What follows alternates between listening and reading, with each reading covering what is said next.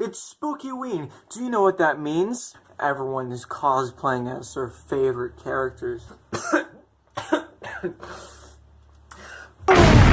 Hi everyone, Anthony Fantano here, the internet's most inconsistent cinema nerd. And it's time for a review of the new Marvel movie, Venom. Yay! No! Can't even see my eyes. My name is Venom, and I'll cut you like a turd in the wind. A turd in the wind. That is not a jump rope. Venom! The opening to this movie was awful, actually. It was just so fast-paced, and that's not always a bad thing, but this is supposed to be scary. And it would be if they just let anything sink in. We're introduced to Eddie Brock, and he's cool, you know? He wears all black, and he's cool, and he smokes, and he's lit, and he's a TV personality. For the first half of this movie, he just acted obnoxious. You couldn't really sympathize with him when he was at his low because it just feels like he deserves it. Then he gets fired from his job because he was just being an idiot. You're supposed to think, oh, I feel bad for him, but you don't, because he totally had that coming. Riz Ahmed's character also is incredibly goofy and just ridiculous. And when he gets his hands on the symbiote, or the symbiote, he just goes like ballistic. That's when he just turns into a cartoon character. He's using human test subjects, people are dying to the symbiote, and he's just sort of like, bring in the next subject. And the scene where he just becomes a full-blown villain is one of the most awkward and senseless I've ever seen in a superhero movie. And the final fight was basically a disaster.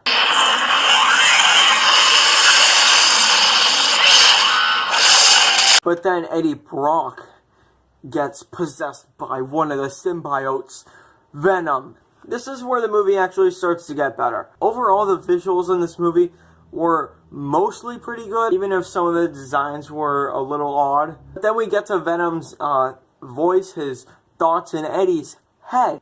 I don't know, it's a little off-putting the first few times. Like, it's just this goofy Xenon audio when everything else is calm and down to earth. It seems really awkward the first time he actually comes, and he just screams, food! And Eddie's just minding his own business when this happens, so it's a little awkward. This one's for you, little Gergs. I call it the Mona Lisa. Destroy the child. Corrupt them all.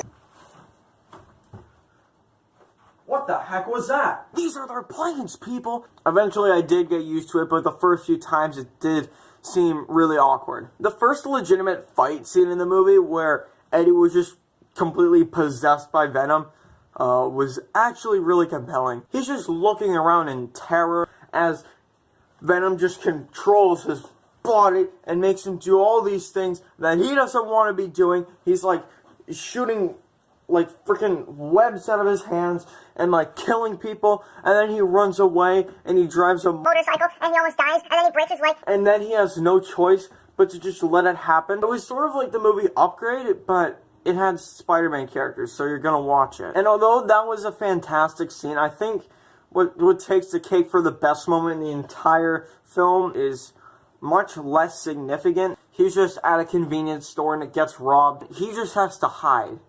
Establishes everything you need to know about the character and the setting.